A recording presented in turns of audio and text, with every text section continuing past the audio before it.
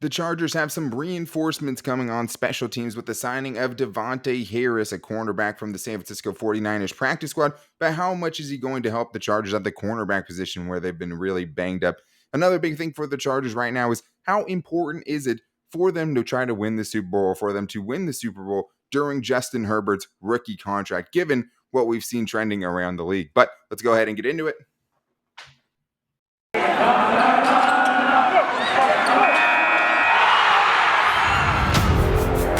You are Locked On Chargers, your daily podcast on the Los Angeles Chargers, part of the Locked On Podcast Network, your team every day.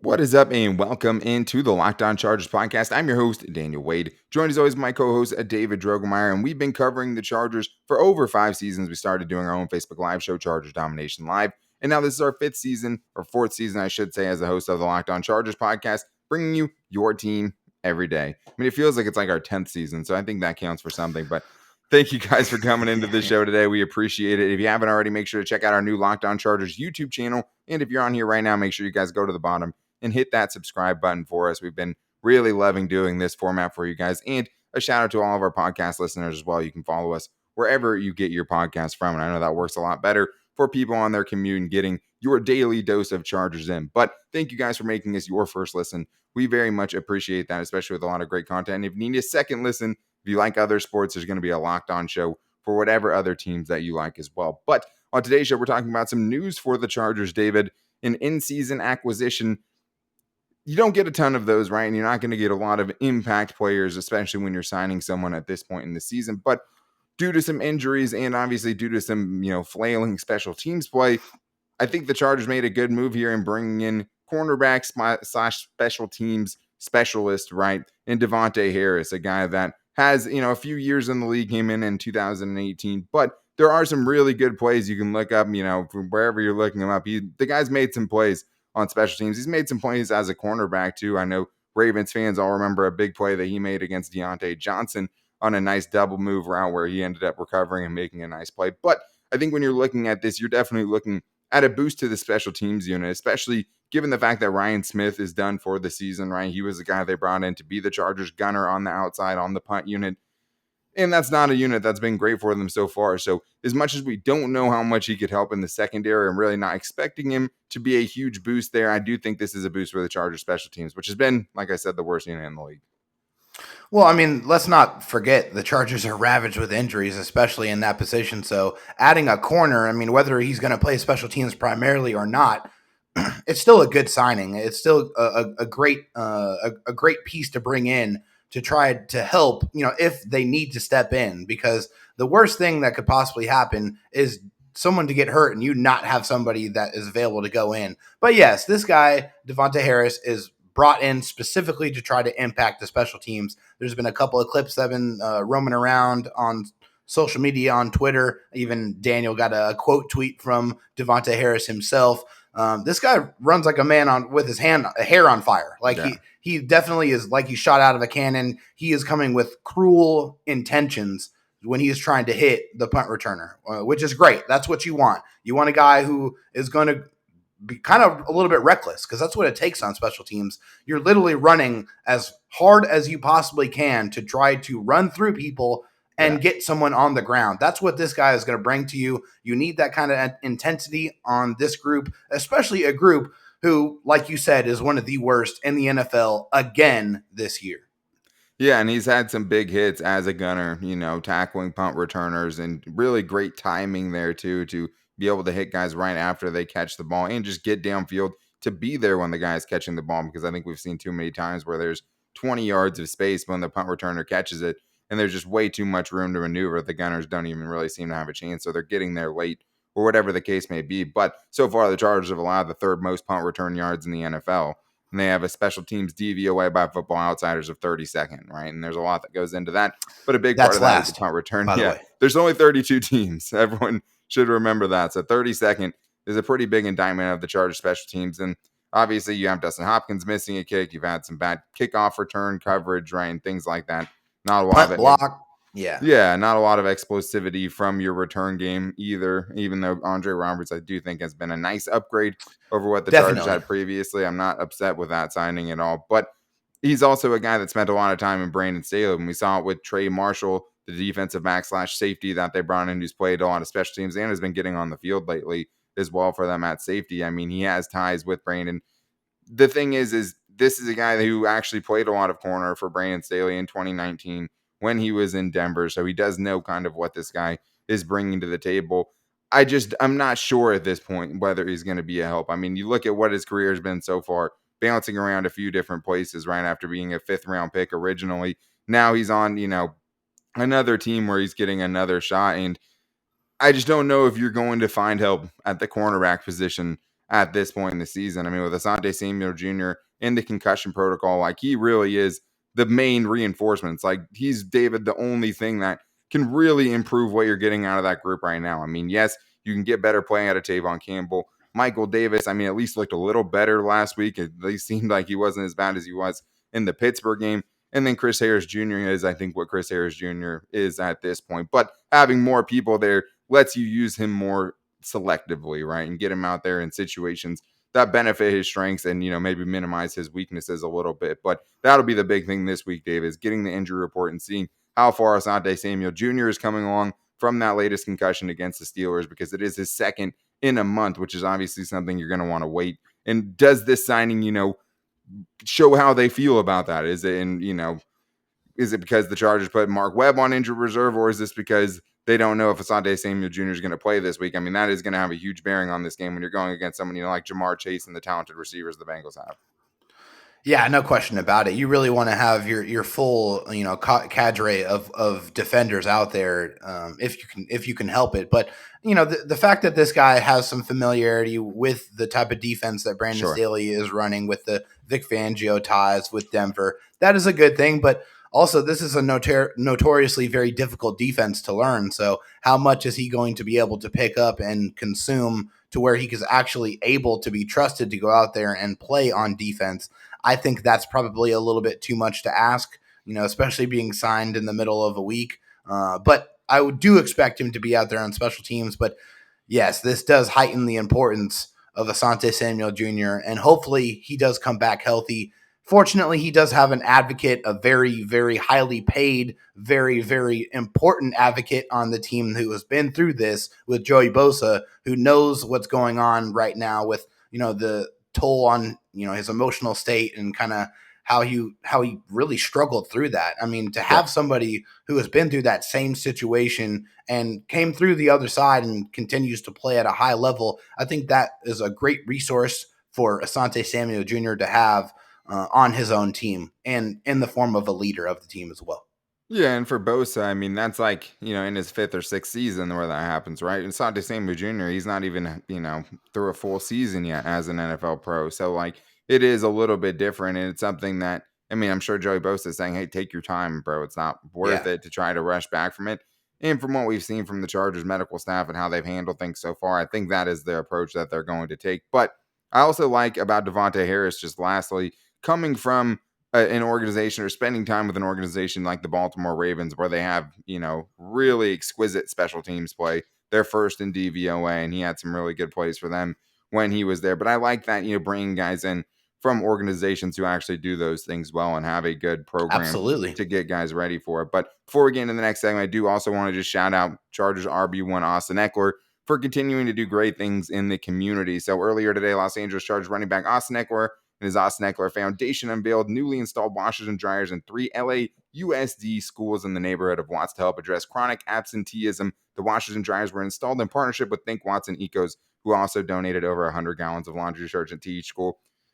I'm not getting paid to say this, right? This is just something that Not at we all. talk a lot about sports, and like he obviously was cool enough to come on the show and stuff, but that is just really cool seeing somebody making a difference in his community. It's not a place where he grew up, right? But it's a place he calls home now, and he's getting behind his words, right? A lot of people can say they're going to help once they make money and once they make it, but like Austin Eckler is out here doing it. And so I thought he definitely needs a shout out. And what he had to say was that when he heard that hundreds of students in his local area were falling behind on their education because of something as basic as not having clean coats, he became motivated to do what he could to help them out growing up where I did, I saw education as a way to improve my life and reach my potential. I'm so happy to reduce a barrier like clean clothes and contribute in a small way to these students' future successes. And like, I think everybody can kind of empathize with that, like just not being able to have clean clothes to go to school. Like, what a good, cool cause in the community, trying to help underserved communities.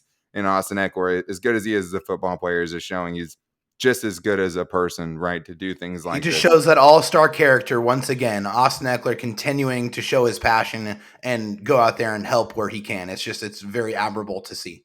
Yeah, and you can just see the causes too. Like before, he was building gyms in high schools, right, to promote physical growth, being healthy and all those things. Like he does things he's really passionate about, and just ends up being a really good dude as well, who can follow through and make things happen in the community. And there needs to be more people like Austin Eckler. I think that's easy to say, but we do You're have the some man, Austin. voicemails that we want to get into today because we haven't gotten into as many voicemails. We've been a little crowded, especially with Thanksgiving last week, and we got some good ones this week. So coming up next, we're going to be talking about what it takes to be a Chargers fan, because it's not for the faint of heart. And we'll also talk about how important it is for the Chargers during Justin Herbert's rookie contract to get that Super Bowl before it becomes much harder with how much money it looks like he's going to make right now. So we're going to get into that coming up right after this. But first, I need to tell you guys that the official betting sponsor of the Locked On Chargers podcast is betonline.ag. And right now, guys, it's a great time to be betting on sports because you have a lot of sports in full swing. You got football, college, and pro football, right? The NBA is back.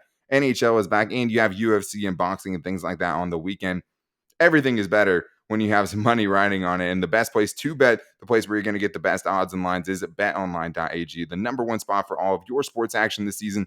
And they'll even give you some free money to play with, because if you guys head to the new website or the desktop or the new mobile website, you guys can sign up today and receive a 50% welcome bonus on your first deposit with the promo code Locked On. That's promo code Locked On, all caps, one word, to get a 50% welcome bonus. That's free money to play with. And when you win big on money that you didn't even have to put in, that's a great, great feeling. And they're going to give you some money to play with. So from football, basketball, NFL, NHL, boxing, UFC, right to your favorite Vegas casino games, don't wait to take advantage of all the amazing offers that they have available at BetOnline, where the game starts.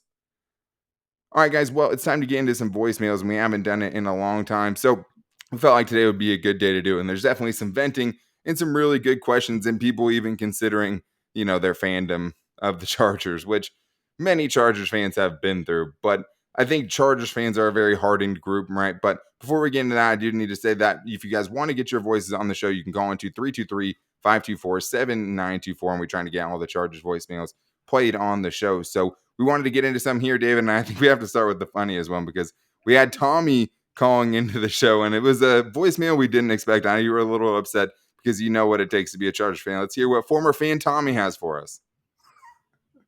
My name is Tommy, and I was at the Chargers-Broncos game tonight, and the way they played was god-awful. I've been a Chargers fan for 20 years, and honestly, I think I'm a Rams fan now. I'm tired of losing every freaking game. Well, I mean, it's hard to say 6-5 is losing every game, but the way that the Chargers lose games sometimes, literally, quite literally, it's not.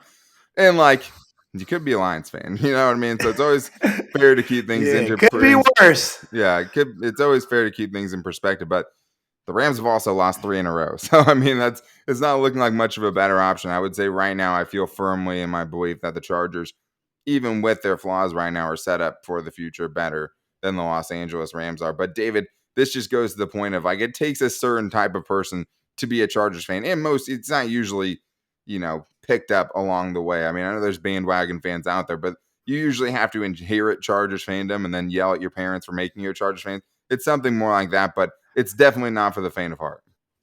Well, it's like, dude, you've seen some of the most explosive teams in NFL history wear lightning bolts. You've seen Chargers teams with LaDainian Tomlinson, Drew Brees, Antonio Gates, Eric Weddle, Junior Seau. I mean, just, some absolute legends of the game in general. So how can you tell me you haven't seen good quality football? And also, if you can be a Charger fan, this is setting you up for the rest of your life, because there's no other adversity or kind of pain that you're going to, or excitement and happiness for that matter, that you're going to deal with or experience without being a Charger fan. Like this sets you up for the adversity you're going to face in the real world. I mean, it's not all sunshine and rainbows and roses out there. Things are hard. Life is difficult. It's not easy. So you have to have the right metal to be a Chargers fan. If you don't have that strength, that tough skin, that resiliency, then maybe you do need to find another team to root for. Yeah, I mean, I get it. And like the Chargers make it painful, right? And I mean, if you've been a Chargers fan for 20 years, like you've been through many more painful seasons than the one the Chargers are currently having at 6-5. I mean, when me and Yeah, David started 2 and covering the team, 14, 3 and 13. I mean, come yeah, on. we had some exceptionally bad seasons, like right when we started. Like 2018 before this year was the only good season they've had since we've been covering the team professionally. And I just think that like it does suck at times for sure. Like I get that. And I'm Yeah. sure many Charger fans, at one point or another have been like, why can't I just like another team? So I definitely get that. But like the Chargers, being a Chargers fan takes a special type of person, right? But the one biggest thing that hurts the most is you don't have the things to fall back on. You don't have the Super Bowl championships, like even the Raiders, right? Having Raiders fans, bring up championships from over 20 years ago and things like that. Like at least they Yeah, have that dust off argument. the cobwebs. Right, and I think that's the one big, chip in arguments that the Chargers fans need most, which is what I think Barnaby here is saying, one of our OG fans calling into the show today. Let's hear what he has for us. This is Barnaby from the 805. Just listening to the show and was thinking about something. I wanted to get your feedback on it. So we have Herbert on his rookie contract for at least a couple more seasons. And you saw the Chiefs, right? They won the Super Bowl and a couple other teams that have rookie contracts. What do you think our odds are if we don't win the Super Bowl in the next couple of seasons and then we got to pay Herbert 30, 40 million a season? I think that just kills our odds of ever doing anything. I don't know. Tom Telesco, he's got to knock it out of the park this offseason because like you said in today's episode, he's got the cap. He's got the cap space. He's got the draft capital. I mean, we got everything. We're ready to roll. And it's time for Tommy T to start knocking it out of the park because I would prefer we get a new GM in sooner rather than later. Just thinking about all the strikeouts we've had and how bad our defense looks right now. Because we are nowhere close to winning a Super Bowl right now. Which is depressing. It's on my bucket list. I know every Charger fan out there hates it when you get into an argument with anybody. It always comes back to, well, you guys haven't won one. So I'd like to get that monkey off our back. I think we got to do it in the next 2 years. But if we don't, what are our odds? Let me know. All right, fellas, keep up the good work. Balled up. Yeah, I mean, Barnaby said it well. I mean, that is an argument that every Chargers fan arguing on any platform on social media has come across. And it's a tired argument, too. But at the same time, I mean, the Chargers could solve it by winning the big one. And I think we always kind of knew that this team wasn't on the verge of Super Bowl contention this year, but it is a great point by Barnaby because it is important to have a discounted quarterback deal to go win a championship. And I mean, I went through and looked at the last 10 Super Bowl winners, right? And obviously, 4 of those are Tom Brady, who was on a discounted deal for pretty much every one of those seasons. So that obviously helps in roster construction. But then you look at it and it's Joe Flacco, right? Before he got paid and only got paid because of that Super Bowl. Nick Foles was winning it with Carson Wentz on his rookie contract. That one's obviously weird. It's a backup quarterback. But then you have the Russell Wilsons, right? You have the Eli Manning. He did it after he got paid, but obviously it wasn't the numbers you're seeing. Then you have Patrick Mahomes, right, who won it on his rookie contract. And now they still look like a pretty damn good team after his contract extension, too. And I think the important thing to keep in context here is that although it is a 5-year deal when you get signed as a rookie, you get that 5th-year option and all those things. You sign that extension after the quarterback's 3rd season or after the first-round pick's 3rd season is usually when that extension comes. That's why you're probably going to see Derwin James's extension coming up during this offseason, right? And we'll see if Tom Telesco is the GM during this offseason to hit it out of the park. But one thing it does do, David, is it really narrows the margin for error. I mean, you have to be that much more on top of how you're structuring the cap. And the Chargers, supposedly have a really good guy in Ed McGuire to do that.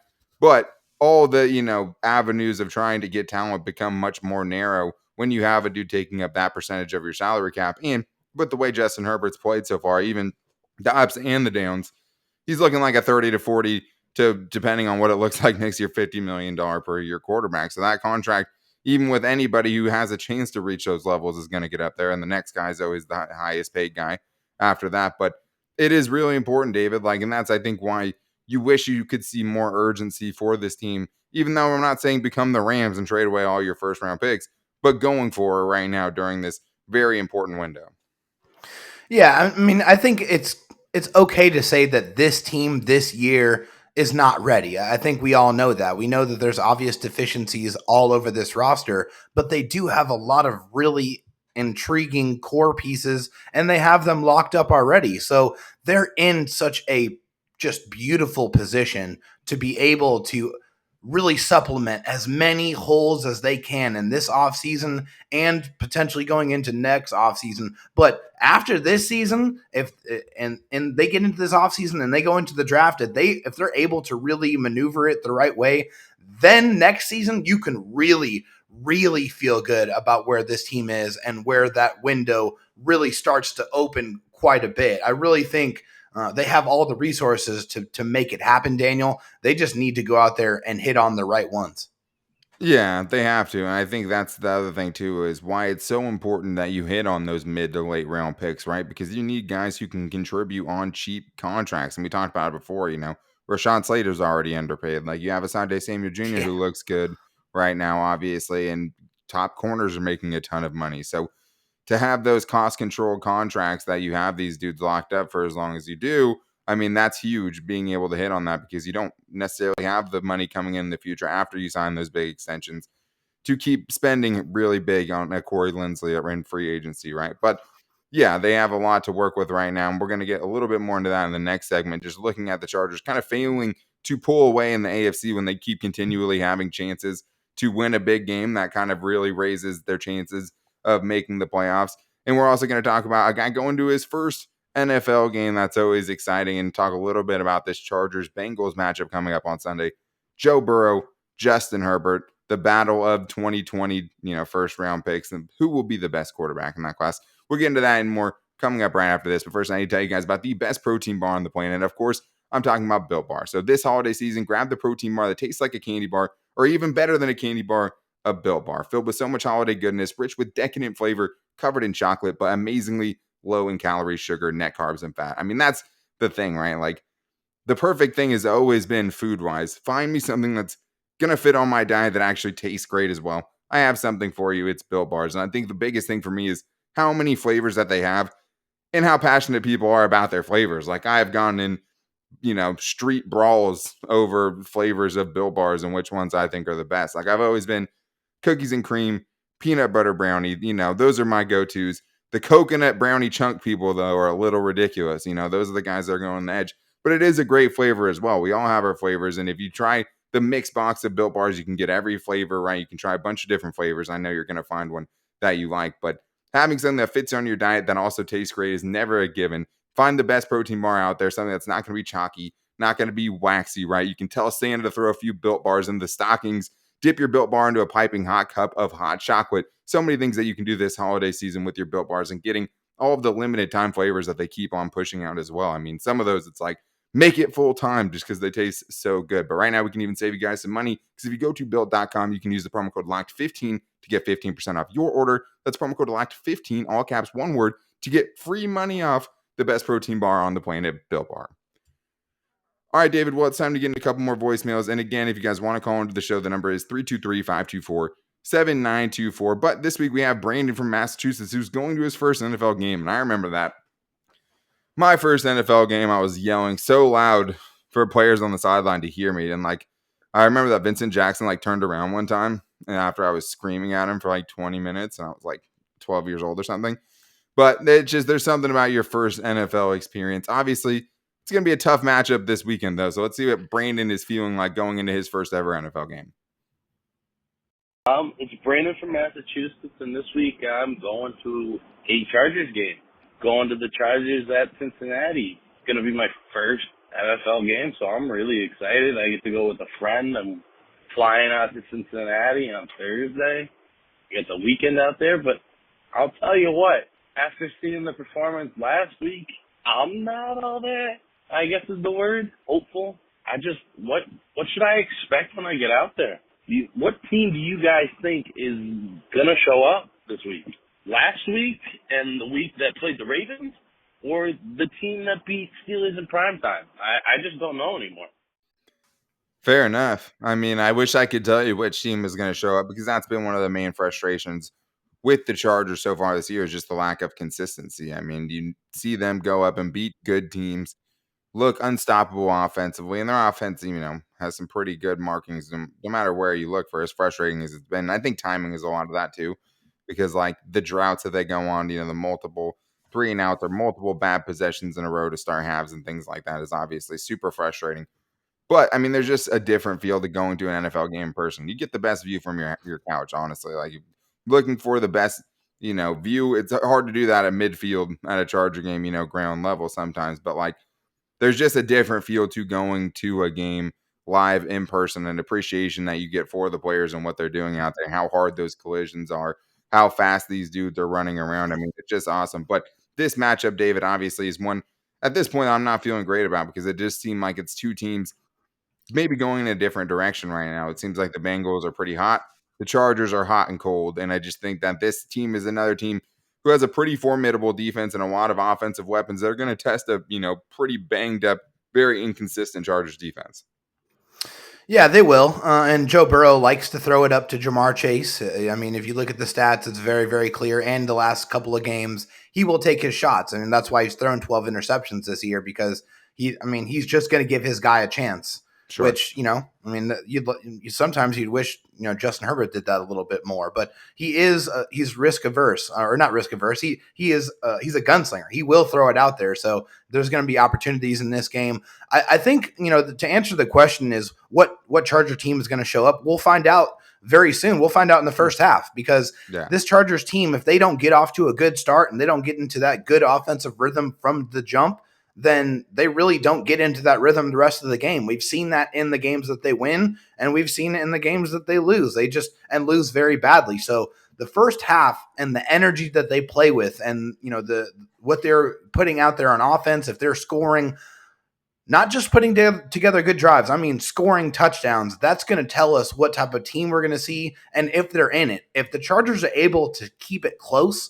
I think that's a very, very important thing going into this game because the last several games, the Bengals have really put their opponents away before the end of the first half. So you have to stay in it. If you can get a lead, that's the best possible thing that you can do because, like I said, Joe Burrow will throw it up. And obviously, if he's playing from behind, he's going to do that a whole lot more. And you have opportunities to take the ball away and give it back to your offense. Yeah, and you saw it a little bit last week with the Broncos. Just, when you let teams get out to that early lead, you're playing catch up, you're having riskier situations. You're putting so much on both sides of the ball to stay in the game and stop the bleeding and those things and letting the other team dictate to you how they're going to play and playing into their hands. I mean, you don't want the Joe Mixon show on Sunday, right? In one way, and that's with Joe Burrow being a very good option to go to as well. But at least Joe Burrow, has made some mistakes. He has gotten pressure that has affected him. And he has two tackles that have given up almost 10 sacks as well. So, I mean, he doesn't get the best protection either. Sure. And I just think you are going to know very soon, especially that's also an indictment on the adjustments as well that are being made. It is. You can't have a ton of faith that the Chargers are going to turn around and look like a different team necessarily in the second half, even though you've seen it at points. Most of it's been retaliation to other teams coming back on you and then having to come up with a response. So this is a very inconsistent team. They're going up against a very talented, a pretty good team, right? And a chance to catch up to them in the conference in the AFC and potentially catch up to the Kansas City Chiefs as well. So it's going to be a huge matchup. And I'm very, very excited / nervous and know it's going to probably cause some Chargers fans a heart attack. And I feel for their families, obviously. But we do have another voicemail that we have to get into here because we have another OG Curtis Loki calling into the show today. Let's hear what he has for us.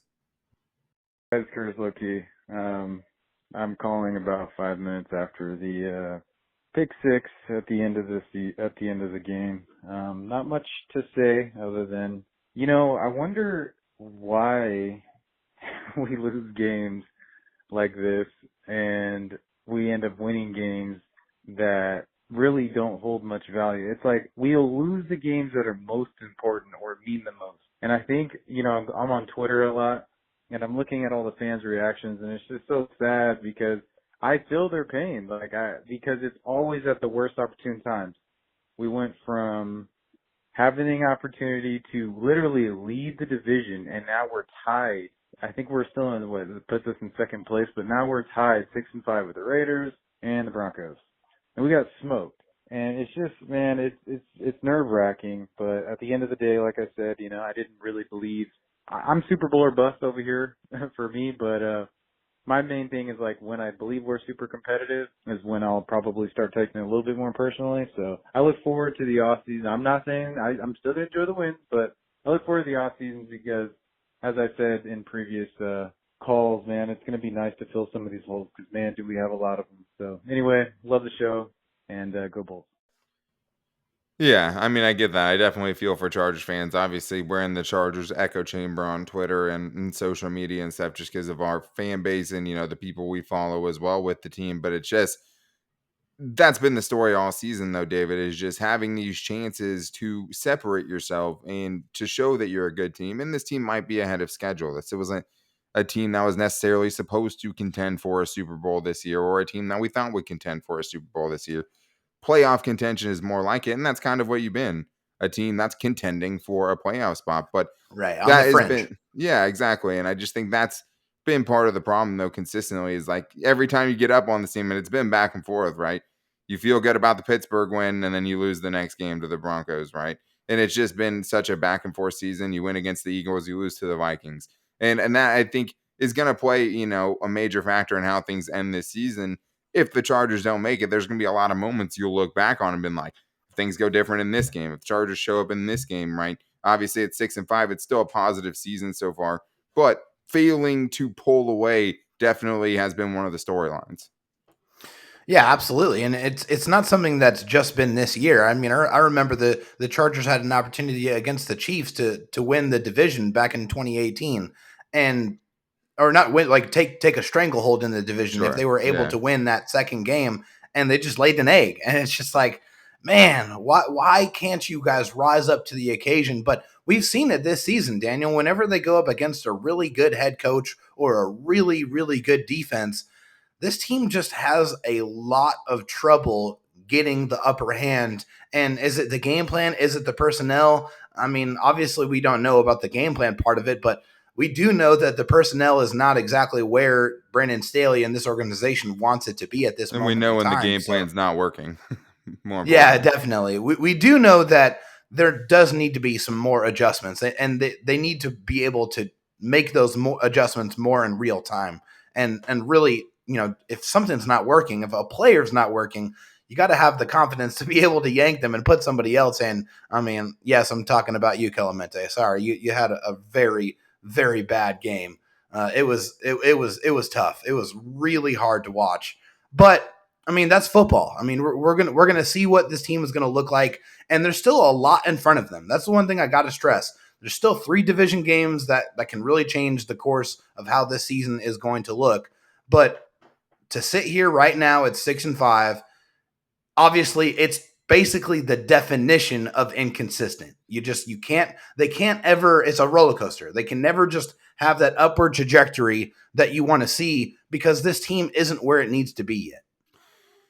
Yeah, I mean, I agree with that. The roster's not where it needs to be. It's not a Super Bowl roster. It's a roster that has some really good players that if things break right for you, if your No quarterback's question. playing on a superstar level, then you'll win games. And I think the Chargers obviously set some tough expectations on themselves when they started off 4-1. But this is much more of a 6-5 team with the obvious, deficiencies that they have. And, when you're, the 29th or, late 20s as far as defensive DVOA, when you're 32nd as far as special teams DVOA, when you have those major flaws, it's going to, highlight the things that are going wrong offensively as well. Even that's a unit that's, second in DVOA right now and is actually, historically one of the best teams at converting first downs on any given series. They're up near 80% of any series turning into a first down for them, according to the Chargers communication. It's So, like, awesome. they have a lot of things that are going well for them, but they're still not a complete team that can throttle teams, can put teams away consistently, and compete with teams even if it's a bad matchup for them. So there's a lot of areas in which they have to grow, but still a ton of reason to be excited. And I think that's the thing too, is like the Chargers have some exciting players. You're going to have some frustrating moments because it is not a perfect team by any stretch of the imagination, but plenty of things I to get up guarantee for on you, Sundays. Yeah, no, plenty of things to this get up is not for. a team that anyone wants No. to face on any given Sunday, because if that 100% in a Chargers team shows up, they can beat anybody in the NFL. I truly, wholeheartedly believe Yeah. that. But that's the Jekyll and Hyde of it. Who's going to show up? Yeah, and like I think the tough thing too is like even with Anthony Lynn, like they weren't getting blown out in a lot of games. They still played a ton of one-score games in which they lost, right? And a lot of that was due to the good players and having things, break their way sometimes in the good seasons like 2018 when you get the bounces and things like that. But a lot of seasons you have to go out there and take it. And I mean, the has such parity in it right now that there's so many games being decided by one score anyways, that there is not a lot of separation in talent. A lot of it's coming down to preparation and how come through late in games. And if you have the roster to, go through an NFL season as carnivorous as it is, right, and how much it's going to take away from you health wise, and just having the fallback plans, having the plan Bs and Cs at certain positions. And the Chargers don't have that right now. And that's been a major issue for them. But it's a very exciting team. It's a team that's going to rip your heart out. It's a team that's never going to make it, an easy Sunday for you. But that's the You thing will about know like you're alive. you'll know you're alive. I mean, you and until you're not, because the Chargers, ripped your heart out of your chest. But like that's the thing about being, when following and liking the Chargers as well, is like the wins feel that much sweeter because They every do. win that you get late in the game, every time that Justin Herbert does come through and he has a game-winning drive, or Dustin Hopkins hits a game-winning field goal, you think back on the Nate Kading missed field goals. You think back about a late Phillip Rivers interception. So like, for as sadist and masochist as it sounds, like all that torture makes the wins that much sweeter. And right now is a very, very exciting time to be a Chargers fan. And I think that's lost. I didn't, it's easy to get caught up in one season here or there. The Yeah. foundation is laid for the Chargers right now to be successful for a long time, and they are a team that's on the up and up. And I think, if that job at GM were to become available, it'd be the most Highly sought after. Yeah, it'd be the most sought after job in the NFL. And I think it was the most, sought after head coaching vacancy as well this season. But a lot to be excited for. And the Chargers, maybe they will develop that killer instinct, and maybe they will come more together as a team and get better results defensively and special teams wise, specifically get more consistent on offense and be able to start stringing together some wins. We just haven't seen it so far. But huge game coming up this weekend. A game that should have been flexed into prime time, but didn't. It's still a great showcase for Justin Herbert versus Joe Burrow, and a great showcase for the Chargers to get back on track by beating a good team and improving their position and stock in the AFC right now, where every inch is so important to gain, and the Chargers have a chance to gain that this weekend with a lot of divisional games going around the league. Could be a moving Sunday where some teams are really shifting inside that conference. So I'm really excited about it. To get more on that, make sure to check back in with us tomorrow, because it is crossover Thursday. So David is going to be joining the Locked On Bengals podcast. Another good show, great show on the Locked On Podcast Network. Going to be a great show to get some enemy intel and figure out how to beat the Cincinnati Bengals team that has really come out of nowhere to be one of the surprises in the AFC so far this year. So to make sure you guys miss that, check out our new Locked On Chargers YouTube channel and subscribe there, or you can follow wherever you get your podcast from, whether that's Spotify, Apple Podcasts, the TuneIn app, the new Odyssey app, or wherever you get your podcast from. If you guys want to get on the next voicemail show, the number is 323-524-7924. We're trying to get all the Chargers voicemails played on the show. But if you guys want to make sure you never miss a show, you can also follow us on all of our social media. You can follow me on Twitter at DanTalkSports and David Drogemeyer on Twitter at DroTalkSD, as well as the show's Twitter at Locked On LAC. We always post all of the shows there. And you can also find us on our new at Locked On Chargers Instagram page and our Locked On Chargers Facebook page. But make sure you guys are back here tomorrow with one of the biggest crossovers of the season, because it is a gigantic game this season. So make sure to check on tomorrow for crossover Thursday, when we're going to get some enemy intel on the Cincinnati Bengals. But until then, take it easy and go Bolts.